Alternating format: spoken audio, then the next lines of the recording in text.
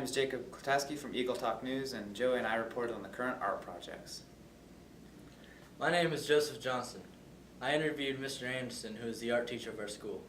I asked him what he likes about his jewelry and sculpture class, and he said he likes everything and likes teaching 3D and 2D art. Anderson's favorite class is jewelry and sculpture making because he likes 3D objects.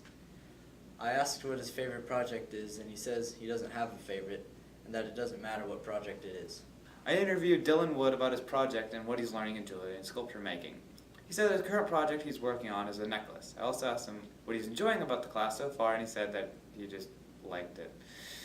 I asked him what his skills he was learning, and he said that he was learning the value of attention to detail.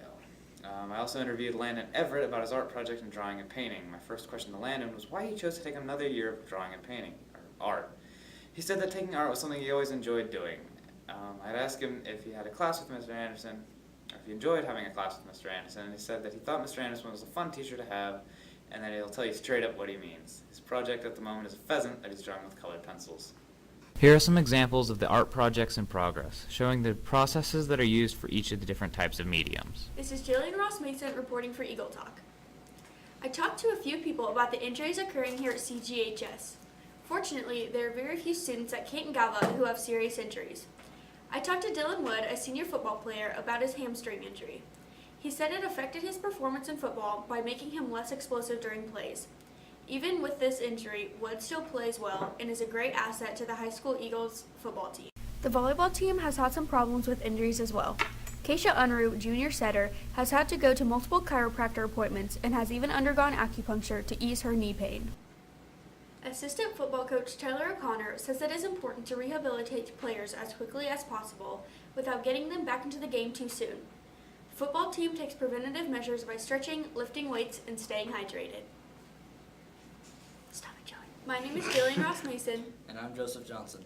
And we are reporting on students and their vehicles.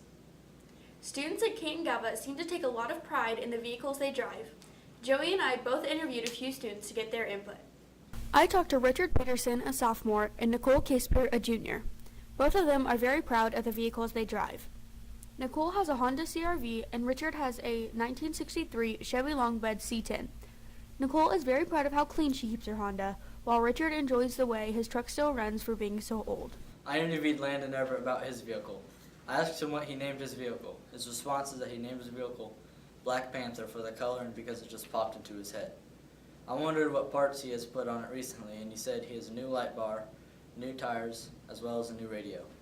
He got his vehicle from his dad's friend, and Landon decided to have it for driving himself places. I also interviewed Chase Clinker about his truck.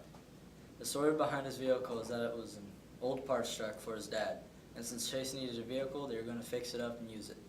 The future for it is to get it built into a crawler for fun, but he will use it mostly for getting around and going to school. Hello, I'm Jacob Klataski from Eagle Talk, and I'm reporting on one of the new teachers, the business teacher, Mr. Belizner. I asked him how it was here at Canton Galva. He said that he enjoyed the small classes as it would allow for more one-on-one time with his students. I asked him how he thought the FBLA group he had was, and with him replying that he thought that the officers were really good leaders and that they do well teaching the younger ones good leadership as time goes on. I was curious about how he ran his classes. His response was that he had most of them as hands-on classes with little instruction. But they're mostly hands-on because he believes that in order to learn technology, you must first work with technology. Hi, I'm Tara, and I talked to Mr. Schrader about being a new teacher to Canton Galva. He told me he came to Canton Galva to get back to teaching in a small school, and he's enjoying it very much with all the new students and teachers he's met. His favorite thing is playing mat ball, and the only time he doesn't like it is when we have to run in weights. He said in his 7 years of teaching, he's taught business and yearbook.